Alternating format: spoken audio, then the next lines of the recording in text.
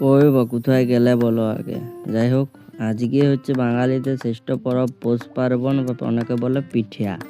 তো বাঁকুড়ার ছেলাবটি, তাহলে পিঠা খাবো না এটা হতে পারে? এই যে দেখো, মা জেঠিমা মন্দিরের সামনে পিঠা গড়ছে।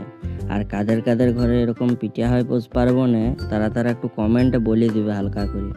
এই যে মা জেঠিমাকে বললাম হালকা করে তাকাইতে, আর মাটা তাকাই দিল হালকার উপর নকশা করে।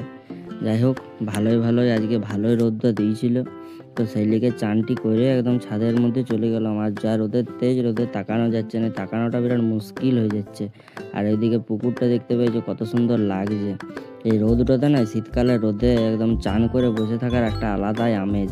তা করতে করতে দাদা পিঠালি চলে এলো। এই যে পিঠাটি আমি এখন খাই, তোমরা তা করতে করতে কমেন্টটা করে বলো, আর লাইক কমেন্ট শেয়ার সাবস্ক্রাইবটা করো। নাইলে কিন্তু একটুকু অসুবিধাই হচ্ছে আর কি, এত কষ্ট করে ভিডিও করছি, তাহলে একটুকু তো করো আর কি। যাই হোক, আর গুড়টা ছিল কেঁদে গরম, তার লেগে দেখতে পেয়েছো কীরকম হচ্ছে। আর গুড় দিয়ে পিঠা খেতে কারা কারা পছন্দ করো, তারাও একটু কমেন্ট করে বলবে।